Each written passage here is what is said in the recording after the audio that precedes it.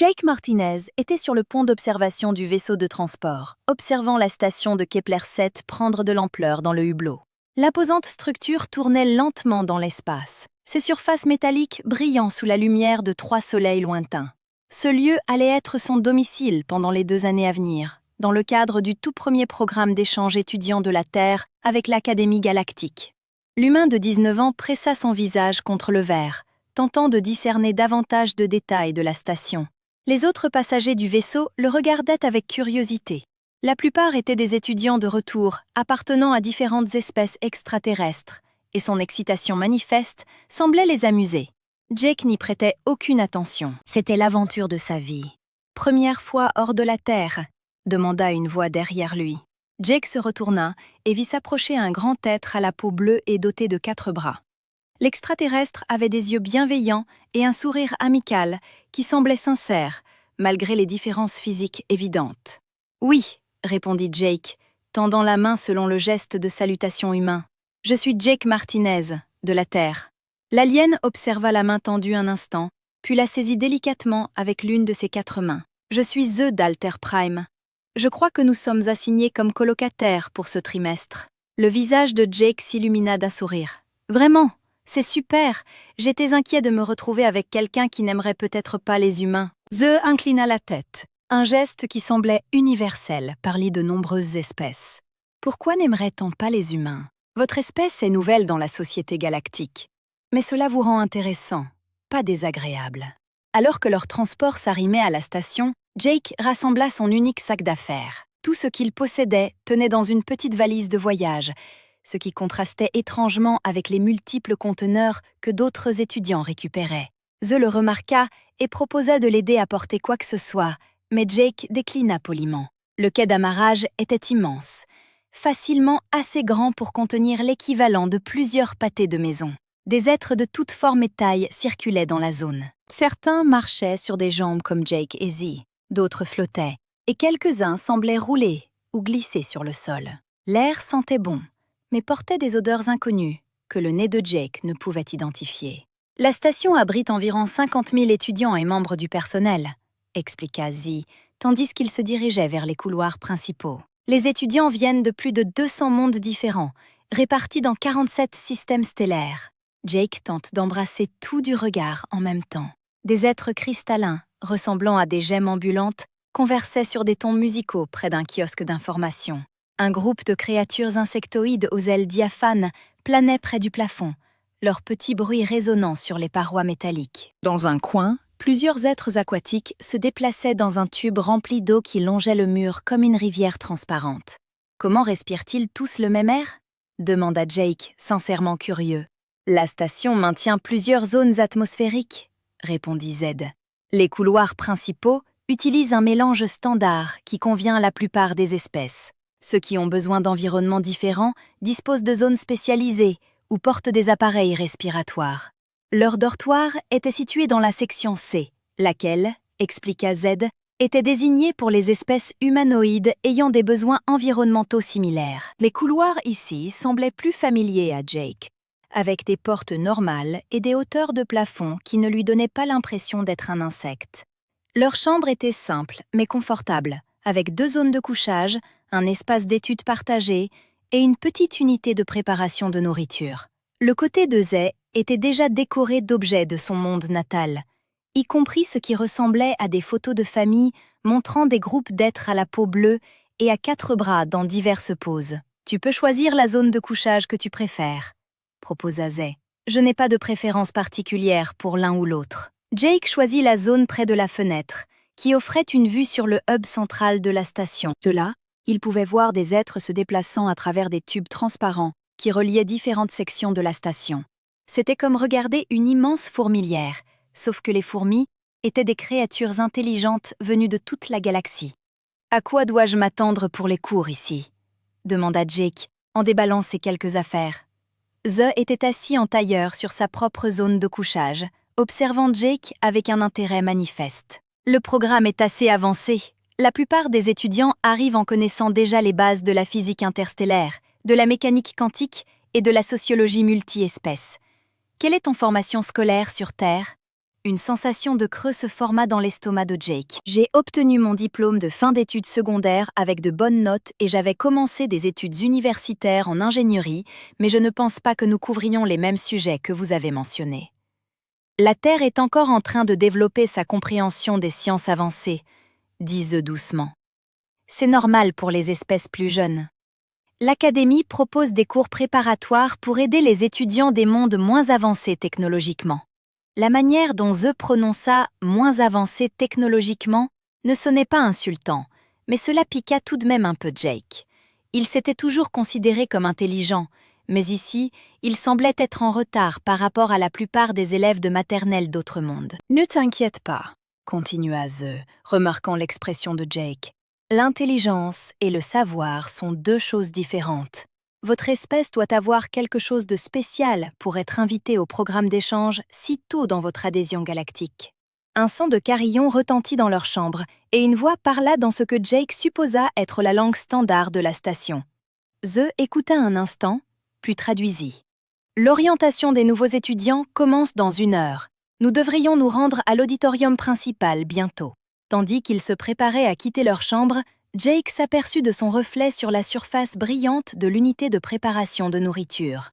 Il paraissait si ordinaire comparé à la peau bleue exotique et aux bras supplémentaires de The. Ses cheveux bruns, ses yeux bruns et sa taille moyenne semblaient ternes à côté de l'incroyable diversité qu'il avait vue au cours des dernières heures. « The, dit-il tandis qu'il marchait vers l'auditorium, que pensent la plupart des espèces des humains? Je veux dire, quelle est notre réputation ici ?» The considéra la question attentivement. « Les humains sont considérés comme curieux, dit-il finalement. Votre espèce a atteint le vol spatial très rapidement après avoir découvert le feu. Relativement parlant, la plupart des espèces prennent beaucoup plus de temps pour développer la technologie. Mais vous venez aussi de ce que les études galactiques classent comme un monde mort. Un monde mort. Une planète aux conditions inhabituellement dangereuses. Forte gravité. Phénomène météorologique agressif. Grands prédateurs. Catastrophes naturelles fréquentes. La plupart des formes de vie intelligentes se développent sur des mondes beaucoup plus cléments. L'environnement de la Terre tuerait la plupart des espèces en quelques jours. Jake n'avait jamais considéré la Terre comme particulièrement dangereuse. Bien sûr, il y avait des ouragans, des tremblements de terre et des animaux sauvages, mais ce n'étaient que des aspects normaux de la vie. L'idée que sa planète natale soit considérée comme un piège mortel selon les normes galactiques était à la fois dérangeante et étrangement flatteuse. L'auditorium était bondé de centaines d'êtres de toutes formes et tailles imaginables. Jake et The trouvèrent des sièges dans une section désignée pour leur gamme de taille. Cependant, Jake remarqua qu'il était toujours l'un des plus petits êtres présents. Au début de l'orientation, Jake réalisa que sa véritable éducation ne faisait que commencer. Il ne s'agissait pas seulement d'apprendre des sciences et des technologies avancées. Il s'agissait de trouver sa place dans un univers bien plus vaste et étrange qu'il ne l'avait jamais imaginé. La première semaine de Jake à l'Académie galactique fut une leçon d'humilité comme il n'en avait jamais vécu. Dans son cours de physique avancée, le professeur abordait avec désinvolture des concepts qui lui donnaient le vertige. Autour de lui, les étudiants prenaient des notes sur des appareils qui projetaient des équations holographiques dans l'air.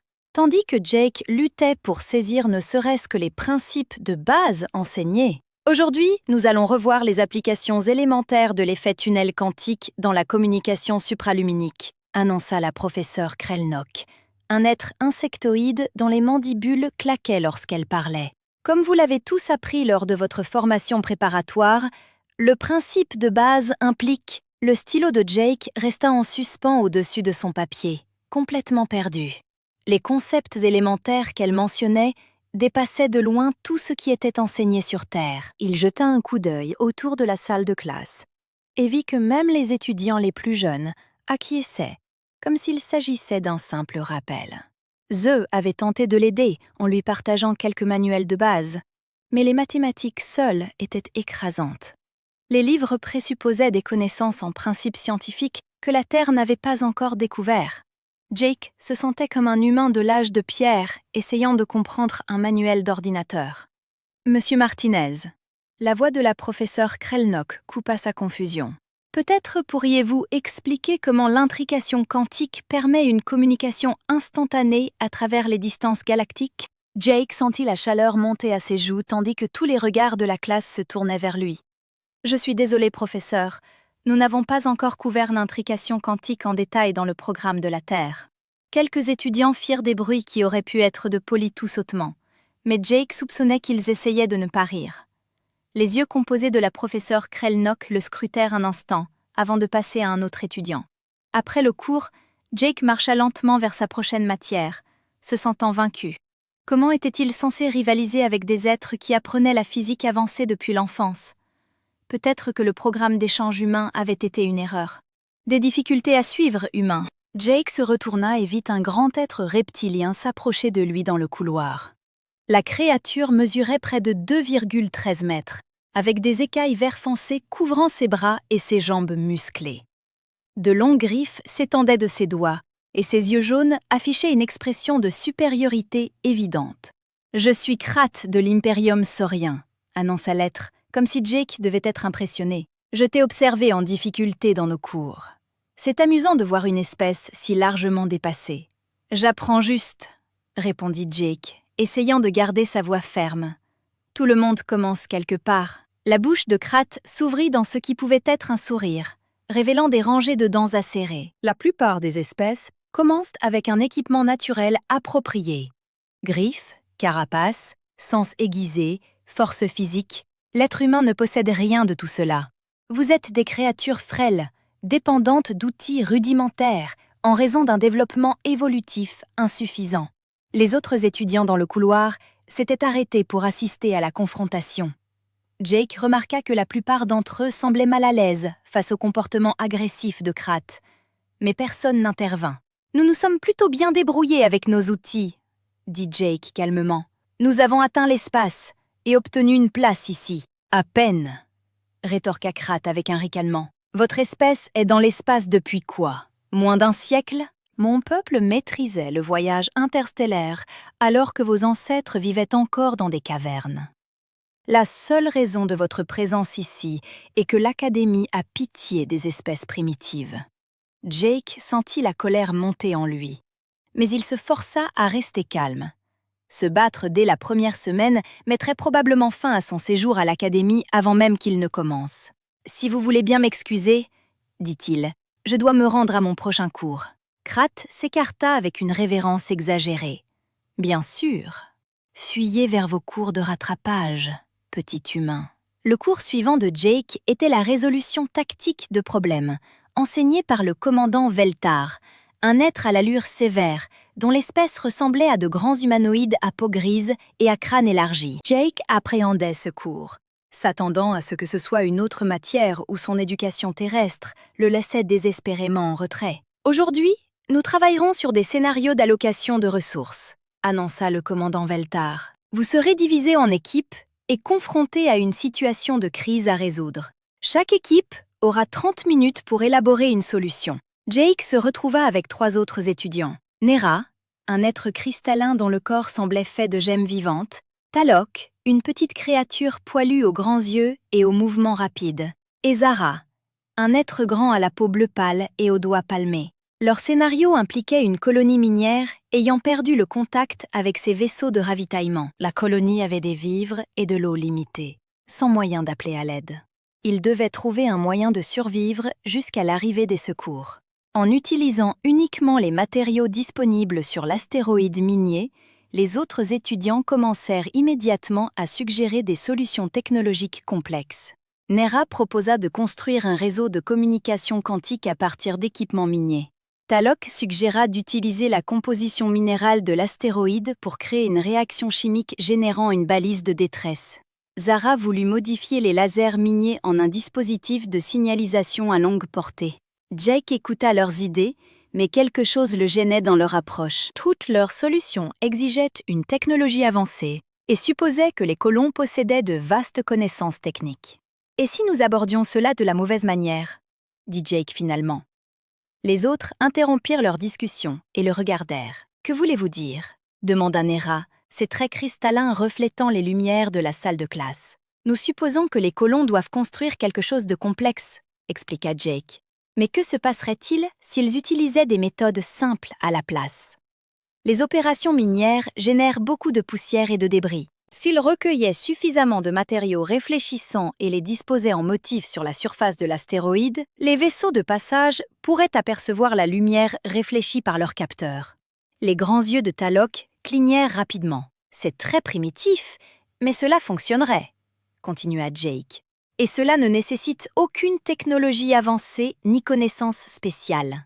N'importe quel colon pourrait ramasser des roches et les arranger en motifs. C'est fiable, simple et utilise des matériaux qui sont assurément disponibles. Zara inclina la tête pensivement. Le motif devrait être assez grand et géométriquement distinct pour sembler artificiel plutôt que naturel. Exactement, acquiesça Jake. Et il pourrait créer plusieurs motifs à différents endroits pour augmenter les chances de détection. Lorsque le temps fut écoulé, chaque équipe présenta sa solution à la classe. Les autres équipes avaient développé des approches technologiques de plus en plus complexes, la plupart nécessitant un équipement ou des connaissances potentiellement indisponibles pour des colons désespérés. Lorsque l'équipe de Jake présenta sa solution, plusieurs étudiants firent des bruits de mépris. L'idée semblait trop simple, trop primitive comparée aux propositions sophistiquées des autres groupes. Le commandant Veltar écouta toutes les présentations sans commenter. Finalement, elle prit la parole. La solution de l'équipe 4 a la plus forte probabilité de succès, annonça-t-elle, désignant le groupe de Jake. Dans les situations de crise, les solutions simples sont souvent plus efficaces que les complexes. Une technologie sophistiquée peut défaillir, mais la physique de base et l'ingéniosité humaine sont fiables. Jake ressentit une bouffée de fierté, mais il remarqua que plusieurs autres étudiants restaient sceptiques. Krat, assis à l'arrière de la salle, émit un ricanement dédaigneux. Après le cours, Jake retourna à son dortoir avec un étrange mélange d'émotions. Il était en retard dans la plupart des matières, luttant avec des concepts que d'autres espèces considéraient élémentaires. Pourtant, dans le cours de résolution tactique de problèmes, sa perspective différente s'était avérée un avantage. Zeke attendait dans leur chambre à l'arrivée de Jake. « Comment se sont passés tes cours aujourd'hui ?»« Mitigés, » répondit Jake honnêtement. « Je suis toujours perdu dans la plupart des matières, mais je crois que j'ai peut-être trouvé quelque chose dans quoi je suis vraiment bon. » « Qu'est-ce que c'est ?» Jake réfléchit à la manière de l'expliquer. Trouver des solutions simples à des problèmes compliqués. La plupart des étudiants ici sont incroyablement intelligents et maîtrisent une technologie incroyable. Mais parfois, ils rendent les choses plus complexes qu'elles ne le devraient.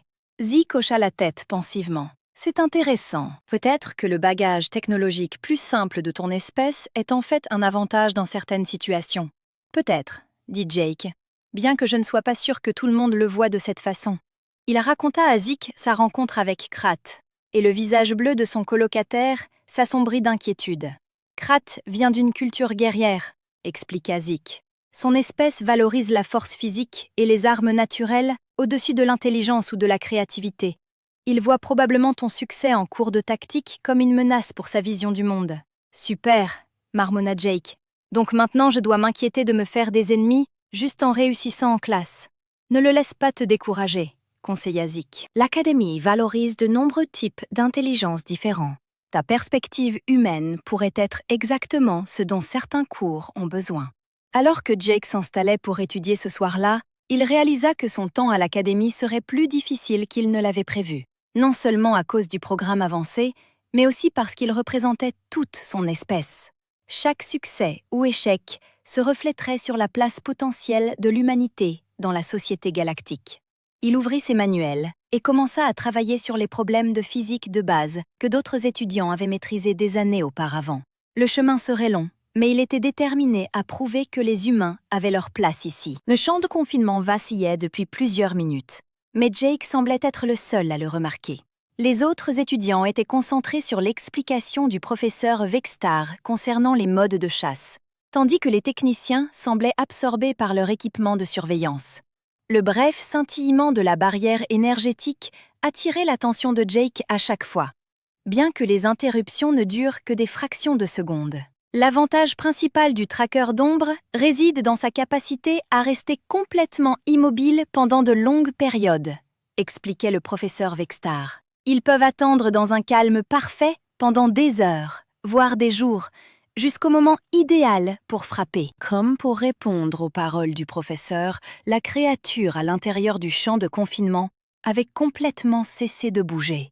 Elle était accroupie au centre du cube transparent, ressemblant à une statue taillée dans l'obsidienne. Seule sa tête bougeait légèrement, tournant pour suivre les projections holographiques de proie qui continuaient de se déplacer autour de son enclos. Jake se retrouva à étudier le comportement du tracker d'ombre plus attentivement que ses camarades ne semblaient le faire. Alors qu'il semblait concentré sur la prise de notes sur les stratégies de chasse, il observait la créature elle-même. Quelque chose dans sa posture suggérait qu'elle ne se contentait pas de démontrer un comportement de chasse à des fins éducatives. La façon dont elle tenait sa tête, la tension dans ses membres, le subtil changement de sa position. Tout indiquait un animal qui planifiait activement quelque chose. « Le spécimen semble entrer en mode chasse », cria l'un des techniciens au professeur Vextar. « Devons-nous ajuster les paramètres de la simulation ?»« Non, c'est excellent », répondit le professeur. « Étudiant, observez comment le comportement du prédateur change entièrement lorsqu'il identifie une cible potentielle. Remarquez la respiration contrôlée, le positionnement prudent, la concentration intense. » Lisa se pencha vers Jake. « Est-ce seulement moi, ou cette chose a-t-elle l'air le wish à t'échapper ?» murmura-t-elle. Jake hocha la tête, reconnaissant que quelqu'un d'autre avait remarqué ce qu'il voyait. « Il fait définitivement autre chose que de simplement chasser les projections. » Le tracker d'ombre avait recommencé à bouger. Mais ses mouvements étaient différents maintenant. Au lieu de suivre la proie holographique, il explorait systématiquement les limites de son champ de confinement. Ses griffes traçaient le long des barrières énergétiques, testant des faiblesses que lui seul pouvait détecter. « Professeur !» s'écria Jake, levant la main. « Je pense qu'il pourrait y avoir un problème avec le champ de confinement. » Le professeur Vextar leva les yeux de ses notes. « Que voulez-vous dire, monsieur Martinez ? La créature ne chasse plus les projections. Elle teste les barrières. » Plusieurs étudiants se tournèrent vers Jake, l'air allant de la confusion au léger agacement. Krat fit un son qui aurait pu être un ricanement de dérision. L'humain pense qu'il comprend mieux le comportement des prédateurs qu'un tracker d'ombre, dit Krat assez fort pour que la moitié de la classe l'entende. Peut-être devriez-vous vous en tenir à des sujets plus adaptés à votre compréhension primitive. Le professeur Vextar leva l'un de ses appendices tentaculaires pour demander le silence. Monsieur Martinez soulève une observation intéressante. Observons plus attentivement. Mais même pendant que le professeur parlait, Jake constatait que les champs de confinement vacillaient de plus en plus fréquemment. Les barrières énergétiques retenant le Shadow Stalker montraient clairement des défaillances techniques, et la créature l'avait manifestement remarqué. Le Shadow Stalker se plaça dans un coin de son enclos et pressa ses deux mains griffues contre le champ. Pendant un instant, rien ne se passa. Puis, la barrière entière vacilla plus violemment qu'auparavant, et un son semblable à une décharge électrique emplit l'amphithéâtre. « Alerte au système !» annonça un des techniciens, la voix serrée par l'inquiétude. « Nous détectons des fluctuations dans la grille de confinement. »« À quel point sont-elles graves ?» demanda le professeur Vextar, se dirigeant vers le poste de surveillance du technicien. « Inconnu pour l'instant. Les systèmes de secours compensent, mais nous devrions envisager de terminer la démonstration plus tôt. » Jake observa le Shadow Stalker qui semblait déceler la faiblesse de sa prison. L'intelligence de la créature était manifestement bien supérieure à ce que quiconque avait imaginé. Non seulement elle avait détecté les problèmes techniques du champ de confinement, mais elle avait commencé à tester systématiquement différentes zones pour trouver les points les plus fragiles. « Professeur, je crois vraiment que nous devrions évacuer la salle de classe, » dit Jake, se levant de son siège. Cette chose sait que le champ de confinement est en train de céder. Cette fois, ses paroles provoquèrent davantage de réactions chez ses camarades. Plusieurs le dévisagèrent, et quelques-uns émirent des sons de protestation. « L'humain panique !» cria un des compagnons de Kraft, un être imposant à la peau épaisse comme une armure. Comportement typique d'espèce proie face à un vrai prédateur. « Je ne panique pas », répliqua Jake, s'efforçant de garder sa voix calme. J'observe un comportement qui suggère un danger immédiat. Mais même pendant qu'il parlait, le Shadow Stalker avait trouvé ce qu'il cherchait. Il exerça une pression sur une section particulière du champ de confinement et la maintient pendant plusieurs secondes. La barrière énergétique vacilla plus violemment, et des alarmes de service commencèrent à retentir depuis les équipements des techniciens. « Défaillance critique du système », annonça le technicien principal, sa voix révélant maintenant une alarme évidente. « Brèche de confinement en cours. Tous les étudiants doivent évacuer immédiatement. » Le chaos éclata dans l'amphithéâtre. Les étudiants commencèrent à se ruer vers les sorties, certains se déplaçant avec la rapidité efficace d'espèces habituées au danger, d'autres trébuchant de panique. L'environnement ordonné de la salle de classe se dissolut dans la confusion alors que des êtres de différentes tailles et formes tentaient de naviguer les sièges en gradin tout en se déplaçant aussi vite que possible. Jake regarda de nouveau le champ de confinement et vit que le Shadowstalker avait intensifié ses efforts. La créature ne testait plus les barrières, elle s'efforçait activement de les briser. Ses griffes raclaient le champ énergétique, projetant des cascades d'étincelles dans l'air. « Lisa !» cria Jake, cherchant son homologue humaine dans la foule d'étudiants en pleine évacuation. Il la repéra près de l'avant de l'amphi, se dirigeant vers la sortie principale avec un groupe d'autres étudiants. Le professeur Vexitar travaillait frénétiquement avec les techniciens, essayant de renforcer le système de confinement défaillant. « Énergie de secours vers la grille principale !» ordonna-t-il. « Activez les systèmes auxiliaires pour compenser la défaillance. » « Monsieur, la créature semble utiliser une sorte de décharge bioélectrique, » rapporta un technicien. « Elle perturbe activement notre champ de confinement par interférence électrique directe. » Jake sentit son sang se glacer. Le Shadowstalker n'était pas seulement physiquement fort et intelligent, il possédait des capacités biologiques que les systèmes de sécurité de l'Académie n'avaient pas anticipées. C'était bien pire qu'une simple défaillance d'équipement. Le champ de confinement vacilla une fois de plus, tint un instant, puis s'effondra entièrement. Le Shadowstalker resta immobile pendant peut-être 2 secondes, comme surpris par sa liberté soudaine. Puis ses instincts de chasse se déclenchèrent pleinement, et il devint quelque chose de bien plus terrifiant qu'il n'était apparu lorsqu'il était en cage. Le corps de la créature sembla s'étendre alors qu'elle se redressait à sa pleine hauteur. Ses capacités de camouflage s'activèrent, rendant difficile son suivi visuel, même dans l'amphithéâtre bien éclairé. Le plus effrayant, c'est que sa tête tourna lentement, tandis qu'elle scannait la pièce, évaluant clairement les dizaines de proies potentielles qui l'entouraient. Les étudiants qui se dirigeaient vers les sorties lors d'une évacuation ordonnée basculèrent maintenant dans une panique totale. Des cris résonnèrent dans la salle alors que les êtres se poussaient et se bousculaient pour atteindre la sécurité. Certaines des espèces les plus massives piétinèrent les plus petites dans leur hâte de s'échapper. Jake se retrouva figé sur place, non pas par peur, mais par une étrange clarté d'esprit. Alors que le chaos éclatait autour de lui, son esprit sembla ralentir et se concentrer. Il pouvait percevoir le schéma de chasse du Shadowstalker au fur et à mesure de ses mouvements. Il pouvait prédire la direction qu'il allait prendre en se basant sur la position de son corps et le mouvement de sa tête. La créature n'attaquait pas au hasard. Elle sélectionnait des cibles spécifiques, selon des critères que Jake pouvait presque comprendre. Elle ignorait les espèces les plus grandes et les plus dangereuses, et se concentrait sur celles qui semblaient vulnérables ou isolées. Et elle se dirigeait vers Lisa, qui s'était séparée du groupe principal d'étudiants en évacuation et était maintenant piégée près de l'avant de l'amphithéâtre. Jake réalisa qu'aucune force de sécurité n'arriverait à temps pour la secourir. Les systèmes de réponse d'urgence de l'Académie étaient conçus pour des défaillances techniques et des urgences médicales, pas pour des prédateurs supérieurs évadés. Tout ce qui allait se passer dans les prochaines minutes dépendrait entièrement des personnes présentes dans la salle. Le Shadowstalker avait fait son choix. Il commença à traquer Lisa avec le mouvement fluide et déterminé d'une machine à tuer parfaite qui avait trouvé sa proie. Lisa était adossée au mur du fond de l'amphithéâtre, piégée entre les rangées de sièges et le Shadowstalker qui avançait.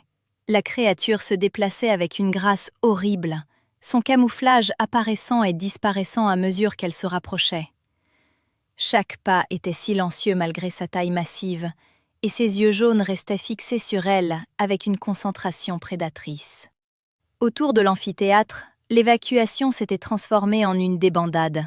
Les étudiants se poussaient et se bousculaient vers les sorties, certains en piétinant d'autres dans leur désespoir d'échapper. Le professeur Vexitar et ses techniciens tentaient frénétiquement de réactiver un système de confinement d'urgence, mais leurs équipements étincelaient et fumaient à cause de l'attaque bioélectrique du Shadowstalker. Jake observait la scène avec un étrange recul. Le temps semblait ralentir alors que son esprit traitait ce qui se passait. Le Shadowstalker était peut-être à 30 pieds de Lisa et réduisait la distance avec une patience délibérée. Il savait qu'elle était piégée et prenait son temps, savourant la chasse. La plupart des camarades de Jake s'étaient enfuis ou étaient figés de terreur. Krat et son groupe d'amis physiquement imposants s'étaient frayés un chemin vers la sortie la plus proche, abandonnant tout semblant de courage guerrier. Même Zé, malgré sa gentillesse sincère, s'éloignait du danger aussi vite que ses avant-bras pouvaient le porter. Mais Jake se retrouva à se diriger dans la direction opposée. Il ne prit pas la décision consciente d'agir. Quelque chose de plus profond que la pensée prit le contrôle de son corps. Un instinct façonné par des millions d'années d'évolution humaine. Alors que tous les autres êtres dans la pièce réagissaient comme des proies, l'esprit de Jake bascula dans un mode complètement différent. Il commença à marcher vers le Shadowstalker. Son mouvement n'était ni pressé ni paniqué. Au contraire, il avançait d'un pas régulier et délibéré, les yeux fixés sur le prédateur, les épaules carrées, le corps droit. Et toute sa posture passa de celle d'un étudiant à quelque chose d'entièrement différent. Le Shadowstalker remarqua l'approche immédiatement. Sa tête pivota vers Jake, et pendant un instant, son avancée vers Lisa s'arrêta. L'intelligence extraterrestre de la créature traitait ce développement inattendu. La proie n'était pas supposée approcher les prédateurs. Jake continuait d'avancer, ne rompant jamais le contact visuel avec la créature. Alors qu'il se déplaçait, il commença à émettre des sons qui semblaient venir du plus profond de sa poitrine. Ce n'étaient ni des mots ni des cris, mais des vocalisations graves et menaçantes qui portaient un message clair. « Défi accepté. »« Jake, non !» cria Lisa de derrière le Shadowstalker. « Éloigne-toi !» Mais Jake l'ignora complètement. Son attention était entièrement portée sur le prédateur face à lui. Il discernait la confusion dans la posture de la créature, qui tentait de comprendre pourquoi cet être petit et apparemment sans défense agissait comme une menace au lieu de fuir comme une proie normale. Les mains de Jake trouvèrent un morceau d'équipement brisé qui était tombé d'un des postes de technicien. Sans détourner le regard du Shadowstalker, il soupesa le fragment métallique, testant son poids. Cela ferait une piètre arme contre une créature aussi puissante. Mais ce n'était pas le but. Le but était de montrer qu'il était armé et prêt à se battre. Le Shadowstalker recule d'un pas. Le mouvement était minime, à peine perceptible, mais Jake le vit et en comprit la signification. La créature réévaluait la situation. Cela n'était pas censé arriver. Les proies ne s'avançaient pas vers les prédateurs. Les proies n'émettaient pas de sons provocateurs et ne brandissaient pas d'armes. Les proies étaient censées fuir ou se figer de terreur. Jake fit un pas de plus en avant, brandissant le fragment de métal et faisant entendre un son plus profond et plus menaçant. Le bruit résonna dans l'amphithéâtre, traversant le chaos de l'évacuation. Plusieurs étudiants qui fuyaient s'arrêtèrent pour regarder en arrière, incapables de croire ce qu'ils voyaient. « Qu'est-ce qu'il fait ?» murmura quelqu'un. « L'humain a perdu la tête ?» répondit une autre voix. Mais le professeur Vextar, travaillant toujours frénétiquement sur son équipement, leva les yeux et vit quelque chose de différent. « Fascinant !» murmura-t-il. « L'humain exhibe un comportement de prédateur alpha. » Jake avançait, et le Shadowstalker reculait sans cesse. L'instinct de chasse du prédateur était submergé par quelque chose d'inconnu. Une proie potentielle agissant comme un prédateur rival. Son esprit extraterrestre peinait à classer cette menace inédite. Jake percevait la confusion de la créature, et une part primale de son cerveau y vit une opportunité. Il leva les bras au-dessus de sa tête pour paraître plus grand et émit le son le plus fort et le plus agressif qu'il put produire, mi-rugissement, mi-hurlement et entièrement intimidant. Ce vacarme sembla remplir l'amphithéâtre. Des étudiants, déjà près des sorties, s'arrêtèrent et se retournèrent, stupéfaits. Les rares êtres encore présents dans la salle se turent d'un coup, choqués par la fureur brute dans la voix de Jake. Le Shadowstalker recula d'un pas de plus, ses griffes raclant le sol. Pour la première fois depuis son évasion, la créature paraissait incertaine. Jake pressa son avantage. Il commença à tourner lentement autour du Shadowstalker, maintenant un contact visuel constant et se plaçant toujours entre la créature et Lisa. Ses mouvements étaient contrôlés mais menaçants, à la manière d'un boxeur cherchant la faille. « Restez derrière moi !» cria-t-il à Lisa sans tourner la tête. Avancez lentement vers la sortie, mais ne courez pas. Lisa commença à longer le mur, laissant un large espace au cœur de la confrontation. Jake ajusta sa posture pour maintenir sa position protectrice entre elle et le Shadow Stalker.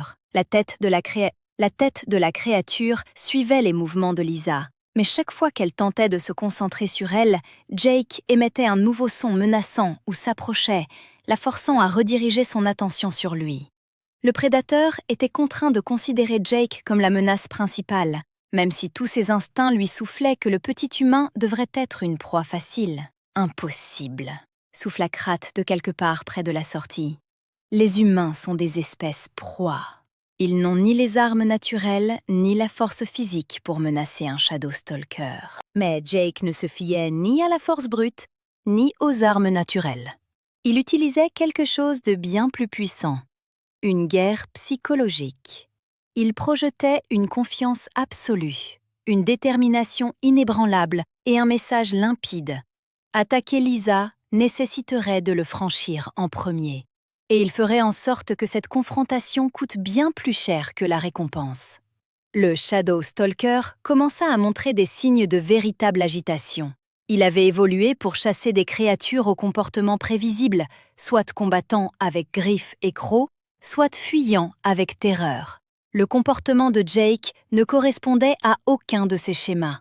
Il n'attaquait pas, mais il ne reculait pas non plus. Il revendiquait un territoire et le défendait avec la même agressivité calme et contrôlée qui caractérise un véritable apex predator. La créature recula d'un nouveau pas, puis d'un autre. Son camouflage se délitait plus fréquemment, signe de stress ou de confusion. Le chasseur parfait était surpassé par quelque chose qu'il ne comprenait pas. Jake sentit l'ambiance changer dans la pièce. La panique persistait, mais elle était remplacée par autre chose, de l'émerveillement, de la confusion et la prise de conscience naissante qu'ils assistaient à un événement sans précédent. Un humain faisait reculer un Shadow Stalker par une pure force de volonté. L'amphithéâtre était devenu étrangement silencieux, à l'exception de la respiration contrôlée de Jake et du raclement occasionnel des griffes du Shadow Stalker sur le sol. Le prédateur massif continuait de reculer devant l'avancée résolue de Jake, ses traits extraterrestres affichant de la confusion et une incertitude croissante. Jake maintenait sa posture agressive, tenant le fragment de métal levé comme une arme, tout en gardant ses yeux fixés sur la créature. Chaque mouvement qu'il faisait était délibéré et menaçant, conçu pour renforcer le message qu'il n'était pas une proie à chasser, mais un prédateur rival défendant son territoire. Lisa avait atteint la sécurité relative des gradins, mais elle resta figée, observant la confrontation les yeux écarquillés. Autour de l'amphithéâtre, les rares étudiants qui n'avaient pas fui entièrement se pressaient contre les murs et les portes, incapables de détourner le regard de la scène irréaliste qui se déroulait devant eux. Le Shadow Stalker interrompit sa retraite et se baissa, ses muscles se tendant. Jake reconnut immédiatement la posture. La créature se préparait à prendre une décision. Elle pouvait continuer à reculer, ce qui allait à l'encontre de tous ses instincts, ou elle pouvait démasquer le bluff de Jake et attaquer. Jake savait que c'était le moment critique. Si le Shadow Stalker décidait de se battre, ses tactiques psychologiques ne le mèneraient pas très loin contre 2,40 mètres de muscles, de griffes et de dents acérées. Mais il comprenait aussi quelque chose que la créature avait du mal à assimiler. Il ne bluffait pas. Il fit un pas de plus, réduisant la distance entre eux à moins de 4,5 mètres. À cette portée, le Shadow Stalker pouvait franchir l'écart en un seul bond. Mais Jake ne montra aucune peur. Au lieu de cela, il laissa échapper un autre grognement bas et menaçant et déplaça son poids vers l'avant, comme s'il se préparait à charger. La tête de la créature s'inclina légèrement, étudiant cet adversaire bizarre. Dans son esprit extraterrestre, elle tentait de concilier la petite taille et l'apparente faiblesse physique de Jake avec son comportement absolument intrépide. Tous les autres êtres présents dans la pièce avaient réagi comme prévu face à un Shadow Stalker. Ils avaient fui, figés de terreur, ou s'étaient soumis en s'aplatissant. Cet humain faisait quelque chose d'inédit. « Sécurité à l'amphithéâtre 7 !» Le professeur Vexitar parlait d'urgence dans son dispositif de communication. Nous avons besoin d'une assistance immédiate pour le confinement. La situation est unique. Jake entendit les paroles du professeur, mais ne les laissa pas le distraire de la confrontation. Il savait que les forces de sécurité seraient probablement encore à plusieurs minutes, et cette impasse serait résolue bien avant leur arrivée. Tout dépendait de sa capacité à convaincre le Shadow Stalker qu'une attaque contre lui serait trop coûteuse pour en valoir la peine. La créature se remit en mouvement, mais ni en avant ni en arrière.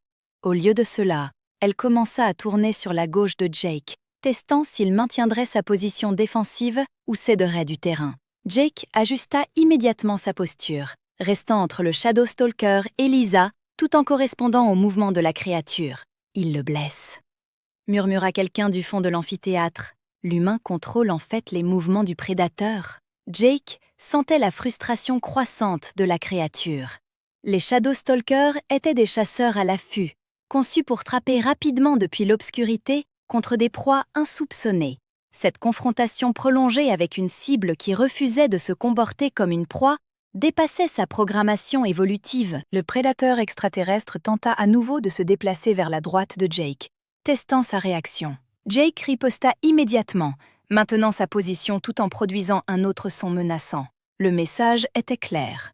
Il n'y aurait pas d'approche facile vers Lisa, quelle que soit la direction que la créature tenterait. « C'est impossible !» La voix de Krat portait depuis la sortie principale. « Les humains sont des herbivores d'un monde à faible gravité. Ils n'ont pas d'instinct de prédateur. » Mais Jake prouvait le contraire. Au plus profond de sa mémoire génétique résidaient les instincts des chasseurs persistants qui avaient traqué leur proie sur de vastes distances, jusqu'à ce que l'épuisement les rende faciles à attraper. Ils portaient les armes psychologiques d'ancêtres qui avaient affronté des ours des cavernes et des tigres à dents de sabre avec rien d'autre que des outils primitifs et une détermination inébranlable. Le Shadow Stalker sembla percevoir quelque chose de cet ancien héritage. Ses mouvements devinrent plus agités, son camouflage clignotant plus fréquemment. Le prédateur parfait rencontrait quelque chose qu'il n'avait jamais affronté, des proies qui avaient elles-mêmes évolué en prédateurs. Jake décida d'intensifier la confrontation. Il fit 2 pas rapides vers la créature, levant son arme improvisée plus haut et lâchant sa vocalisation la plus agressive jusqu'alors. Le son était primal et sauvage, porteur de sous-entendus de violence qui le surprirent lui-même. Le Shadow Stalker recula effectivement, ses griffes raclant le sol alors qu'il cherchait un meilleur appui. Pendant un instant, son camouflage échoua complètement, révélant toute l'étendue de sa forme massive et effrayante. Mais au lieu de faire reculer Jake, la vision ne fit que stimuler son agressivité. « Observez sa posture », dit tranquillement le professeur Vexitar à ses techniciens. Le Shadow Stalker affiche des comportements de soumission. Il est en train de s'intimider. Le professeur avait raison. La tête de la créature s'abaissait, son langage corporel passant du mode de chasse agressif à quelque chose de plus défensif. Elle ne considérait plus Jake comme une proie potentielle. Elle le traitait comme une menace territoriale qu'il fallait éviter plutôt que d'affronter. Jake maintint la pression, faisant un pas de plus tout en conservant sa posture menaçante. Le fragment de métal dans ses mains était petit et inadéquat comme arme réelle, mais il le brandissait avec une telle confiance qu'il devint psychologiquement significatif. Il démontrait qu'il était armé, prêt à se battre, et absolument inébranlable. Le Shadow Stalker recula à nouveau, ses yeux extraterrestres furetant entre Jake et les différentes sorties de l'amphithéâtre. La créature était clairement en train de réévaluer ses options. La proie facile qu'elle avait initialement sélectionnée était maintenant protégée par quelque chose qui était enregistré comme un prédateur rival, et l'analyse coûts-avantages n'était plus favorable. Il cherche une voie d'évacuation, observa Lisa tranquillement depuis sa position près des gradins. Jake hocha légèrement la tête sans quitter la créature des yeux. Il avait reconnu le même comportement. Le Shadow Stalker ne chassait plus. Il cherchait un moyen de se désengager d'une confrontation devenue inopinément dangereuse. Mais Jake ne pouvait pas simplement laisser la créature partir. Il y avait encore des étudiants et des professeurs dans l'amphithéâtre, et un Shadow Stalker en liberté pouvait tuer des dizaines d'êtres avant que les forces de sécurité ne puissent le contenir. Il devait maintenir l'attention du prédateur sur lui tout en orchestrant sa capture. L'impasse perdurait. Prédateur contre prédateur. dans une guerre des volontés qui défiait toutes les connaissances scientifiques de la communauté galactique sur les capacités humaines. Jake tenait bon, projetant une confiance sereine, tout en planifiant en son fort intérieur sa prochaine action. Le traqueur d'ombre s'accroupissait davantage, ses muscles se contractant pour ce qui pourrait être une ultime offensive désespérée. Jake se préparait à l'éventualité que sa guerre psychologique ne soit pas suffisante, qu'ils doivent affronter les facultés physiques de la créature avec rien d'autre que des outils rudimentaires et une détermination humaine. Le moment s'étirait entre eux, empli de tension et d'une promesse de violence. Deux superprédateurs de mondes distincts, chacun façonné par des millions d'années d'évolution, engagés dans une confrontation qui déterminerait non seulement qui survivrait ou périrait, mais aussi comment la galaxie concevrait la place de l'humanité parmi les étoiles. Le traqueur d'ombre conserva sa position accroupie pendant ce qui sembla une éternité, les muscles contractés et prêts à jaillir. Jake demeura parfaitement immobile, les yeux rivés sur la créature, projetant la confiance absolue d'un prédateur qui ne céderait pas son territoire. Le silence dans l'amphithéâtre était si profond que chacun pouvait percevoir les sons subtils de la respiration de l'être extraterrestre et le faible bourdonnement électrique de l'équipement endommagé. Puis, lentement, le tracker d'ombre commença à se redresser de sa position d'attaque. Le mouvement fut d'abord subtil, un léger relâchement des quartiers arrière de la créature, mais Jake le reconnut immédiatement comme un signal de désengagement. Le prédateur extraterrestre choisissait d'éviter la confrontation plutôt que de risquer un combat contre un adversaire dont il ne pouvait pas correctement évaluer les capacités. La créature recula d'un pas prudent, puis d'un autre. Ses yeux restèrent fixés sur Jake, mais l'intensité prédatrice avait diminué. Au lieu de l'évaluer comme une proie ou même comme une menace directe, le traqueur d'ombre le traitait désormais comme un rival territorial à éviter plutôt qu'à défier. Jake maintint sa posture agressive, mais permit à la créature d'accroître la distance entre eux. Il comprit instinctivement qu'une poursuite trop agressive du traqueur d'ombre pourrait déclencher une attaque défensive, tandis qu'un recul trop rapide pourrait réactiver ses instincts de chasse. Le secret était de projeter une menace continue tout en permettant à la créature de battre en retraite dignement. « Remarquable », murmura le professeur Vexar à ses techniciens. « L'humain comprend mieux les dynamiques de dominance que la plupart des xénobiologistes expérimentés. » De lourds pas résonnèrent depuis le couloir principal et le vrombissement distinctif des armes à énergie en charge emplit l'air. Les forces de sécurité de l'Académie arrivaient enfin, équipées du matériel spécialisé requis pour contenir un super prédateur évadé. La tête du traqueur d'ombre se tourna vers les sons qui approchaient.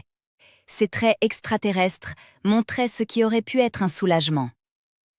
La créature était suffisamment intelligente pour comprendre que sa situation devenait de plus en plus périlleuse. Non seulement elle faisait face à un rival territorial inopinément dangereux, mais des renforts pour ce rival approchaient. « Équipe de sécurité, maintenez vos positions !» s'écria le professeur Vexitar alors que des silhouettes blindées apparaissaient aux portes.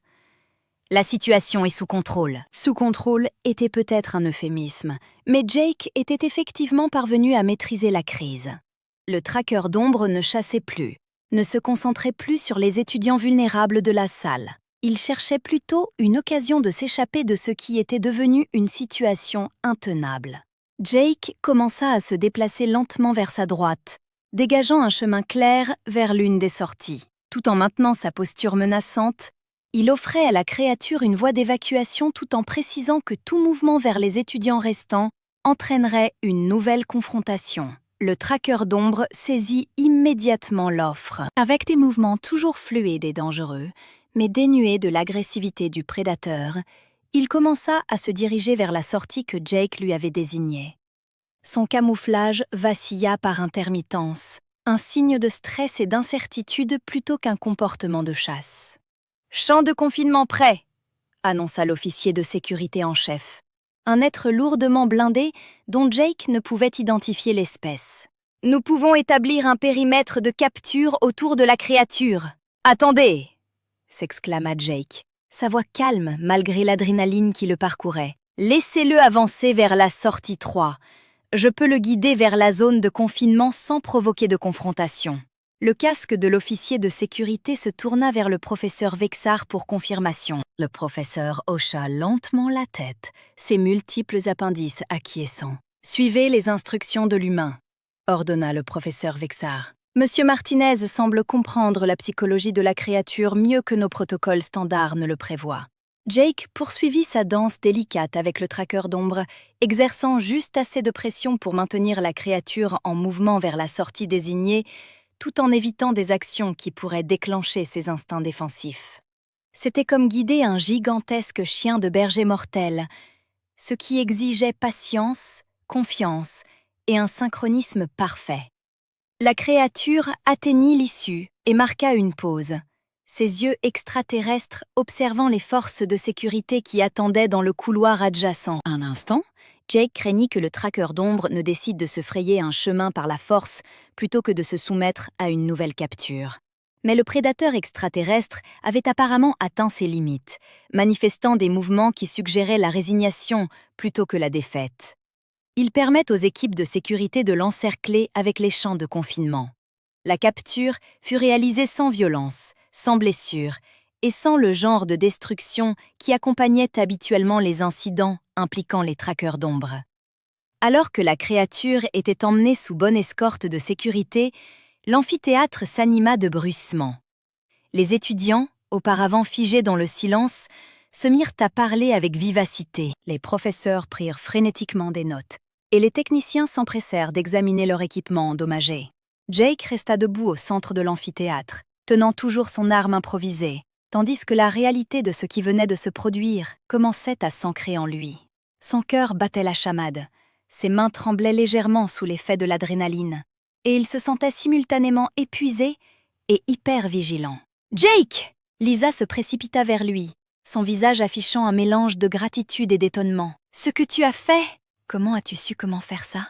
Jake baissa les yeux vers le fragment de métal qu'il tenait dans ses mains, puis le laissa tomber au sol. « Je ne sais pas, » dit-il honnêtement. « Ça m'a juste semblé être la bonne chose à faire. » The s'approcha plus prudemment, ses traits bleus montrant une vénération évidente. « Mon ami, ce que tu viens d'accomplir devrait être impossible selon tout ce que nous savons de la psychologie interespèce. » Autour de l'amphithéâtre, d'autres étudiants fixaient Jake avec des expressions allant de l'étonnement à la confusion, voire à la peur.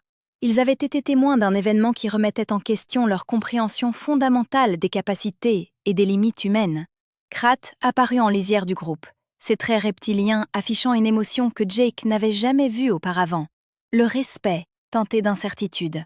« Humain, » déclara Krat formellement, « je vous dois des excuses. Je croyais que votre espèce manquait des instincts des vrais prédateurs. Je me suis manifestement trompé. » Le professeur Vexar s'approcha du groupe, ses appendices tentaculaires se mouvant selon des schémas qui suggéraient une vive excitation intellectuelle. « Monsieur Martinez, » dit le professeur, « ce que vous venez de démontrer soulève de profondes questions sur l'histoire évolutive humaine. Seriez-vous disposé à participer à des études de suivi ? Je crois que la communauté scientifique galactique doit réviser considérablement sa compréhension de votre espèce. » Jake parcourut du regard les visages qui le fixaient. Des traits extraterrestres affichant une curiosité, un respect et dans certains cas, une lassitude qui n'avait pas été là auparavant. Il réalisa que ses actions avaient changé plus que la crise immédiate. Il avait modifié la façon dont ces êtres percevaient l'humanité elle-même. « J'aiderai à toutes les études que vous jugerez nécessaires, » répondit Jake. « Mais j'espère que les gens comprendront que je ne suis pas un surhomme. J'ai juste fait ce qui me semblait naturel lorsque quelqu'un était en danger. » Les yeux composés du professeur Vexitar l'étudièrent intensément. « Monsieur Martinez, je soupçonne que ce qui semble naturel aux humains est peut-être bien plus extraordinaire que votre espèce ne le réalise. » Alors que l'agitation dans l'amphithéâtre s'apaisait progressivement et que les étudiants commençaient à partir pour répandre la nouvelle de ce qu'il avait vu, Jake se demanda quelles pourraient être les conséquences à long terme de cet incident. Il était venu à l'académie pour apprendre la civilisation galactique. Mais il avait plutôt enseigné à cette civilisation quelque chose d'inattendu sur l'humanité. La question était maintenant de savoir si cette leçon s'avérerait être une bénédiction ou une complication pour l'avenir de la Terre parmi les étoiles. 3 jours après l'incident du traqueur d'ombre, Jake se retrouva assis dans le bureau privé du professeur Vexar, entouré d'équipements de surveillance et d'enregistreurs. Le professeur avait passé la matinée à mener diverses études et entretiens, tentant de comprendre les facteurs psychologiques et physiologiques qui avaient permis à Jake d'affronter le superprédateur de manière aussi inédite. Vos niveaux d'hormones de stress pendant l'incident étaient remarquablement bas, expliqua le professeur Vexar, examinant les données sur ses écrans holographiques. La plupart des êtres confrontés à un tracker d'ombre présentent une élévation extrême des substances chimiques de la réponse de peur. Vos niveaux, en fait, ont diminué à mesure que la confrontation s'intensifiait. Jake se déplaça inconfortablement sur sa chaise. Je ne pensais pas vraiment à avoir peur. J'étais concentré sur la protection de Lisa et la manière de gérer la créature. Exactement, dit le professeur, ses multiples appendices s'agitant avec enthousiasme. Votre cerveau est passé en ce qui semble être un mode de réponse prédateur spécialisé. Au lieu de déclencher des réactions de peur, la présence du danger a activé des comportements de chasse et territoriaux. La porte du bureau carillonna et The entra, un datapad à la main et une expression d'excitation à peine contenue sur le visage. « Professeur, vous devez voir les derniers rapports de la Terre !» annonça The. Le gouvernement humain a révélé des informations fascinantes sur l'histoire évolutive de leur espèce. Le professeur Vextar fit un geste à The pour qu'il partage ses découvertes. L'étudiant à la peau bleue activa le système d'affichage principal du bureau, et des images d'anciens ancêtres humains apparurent sous forme holographique tridimensionnelle. Il s'avère que les humains ont évolué en tant que chasseurs-poursuites, expliqua The. Ils traquaient leur proie sur des distances allant jusqu'à 40 km, les épuisant avant de porter le coup fatal. Aucune autre espèce connue n'a jamais développé cette stratégie de chasse. Jake fixe les images de ses ancêtres, envisageant sous un nouveau jour sa propre confrontation avec le maraudeur de l'ombre. C'est donc pour ça que je n'ai pas voulu fuir. Mes instincts me disaient de poursuivre, pas de m'enfuir. Plus que cela encore, ajouta le professeur Vextar. La chasse-poursuite exige une résilience psychologique extraordinaire. Les humains ont dû développer la capacité d'ignorer la fatigue, la douleur et la peur, tout en se concentrant sur des objectifs à long terme. Ces mêmes traits se sont manifestés lorsque vous avez affronté le maraudeur de l'ombre. La porte sonna de nouveau, et Lisa entra dans le bureau, suivie de plusieurs autres étudiants que Jake reconnaissait de leurs diverses classes. La nouvelle de la recherche du professeur s'était rapidement répandue dans l'académie, et de nombreux étudiants étaient curieux des nouvelles découvertes concernant la psychologie humaine. « Y a-t-il d'autres humains sur la station ?» demanda Nera, l'étudiante cristalline de la classe de réflexion tactique de Jake. « Nous aimerions comprendre si les capacités de Monsieur Martinez sont typiques de son espèce. » « Lisa est la seule autre humaine actuellement inscrite, » répondit le professeur Vexitar. Mais d'après les communications préliminaires avec la Terre, le profil psychologique de Monsieur Martinez semble être bien dans les paramètres humains normaux. Cette déclaration provoqua un murmure d'excitation parmi les étudiants réunis. Si les capacités de Jake étaient normales pour les humains, cela suggérait que toute la population terrestre était composée d'êtres dotés d'une psychologie de prédateur suprême. Cela expliquerait leur développement technologique rapide, observa Tolk, le petit étudiant velu. La plupart des espèces nécessitent des milliers d'années pour développer le vol spatial après avoir maîtrisé l'utilisation d'outils de base. Les humains n'ont accompli en quelques siècles seulement. Jake se sentait de plus en plus mal à l'aise avec la tournure de la conversation. « Je pense que vous exagérez ce qui s'est passé. J'ai juste fait ce que n'importe qui ferait pour protéger un ami. Mais c'est précisément le point, » dit doucement le professeur Vexar. La plupart des espèces n'auraient pas fait ce que vous avez fait. Leurs instincts les auraient poussés à fuir ou à se figer. Vos instincts vous ont poussé à vous battre. Krat apparut dans l'embrasure de la porte du bureau, étant arrivé sans invitation. Le comportement du grand étudiant saurien avait radicalement changé depuis l'incident. Là où auparavant il avait été dédaigneux et agressif envers Jake, il montrait maintenant un respect évident, mêlé de ce qui aurait pu être de la prudence. « Humain Jake !» commença Krat formellement. « Je suis venu demander la permission d'étudier vos techniques de combat. » Jake cligna des yeux de surprise. « Mes techniques de combat. Je n'ai aucune formation formelle en combat. C'est ce qui rend votre comportement si intéressant, » répondit Krat. « Les guerriers sauriens s'entraînent pendant des décennies pour développer le genre de dominance psychologique que vous avez affiché naturellement. Nous serions honorés d'apprendre de vos méthodes instinctives. Les yeux composés du professeur Vexitar s'illuminèrent d'intérêt scientifique. Cela soulève une question importante concernant le potentiel militaire humain. Si des humains non entraînés peuvent dominer psychologiquement des prédateurs suprêmes, quelle capacité pourraient posséder des guerriers humains entraînés? Jake ressentit un frisson à l'implication de cette question. Professeur, j'espère que vous ne suggérez pas que les humains feraient de bons soldats pour les conflits galactiques. Pas des soldats, répondit prudemment le professeur, mais les traits psychologiques uniques de votre espèce pourraient être précieux pour de nombreuses applications pacifiques. Opérations de recherche et de sauvetage, gestion de la faune, intervention en cas de crise, service de protection diplomatique. Lisa était restée silencieuse pendant la majeure partie de la discussion. Mais elle prit maintenant la parole. Qu'en est-il de l'autre direction? Si les humains ont une psychologie de prédateur, comment les autres espèces réagiront-elles à cette connaissance? C'était une question perspicace qui mettait en lumière les complications potentielles de la démonstration de Jake. Plusieurs étudiants dans le bureau échangèrent des regards, suggérant que l'inquiétude de Lisa était fondée. Certaines espèces pourraient trouver la psychologie humaine dérangeante, admit le professeur Vexar. Les espèces proies, en particulier, pourraient se sentir mal à l'aise en présence d'êtres ayant des traits de prédateurs si prononcés. L'appareil de communication de Jake sonna avec un message entrant de la Terre.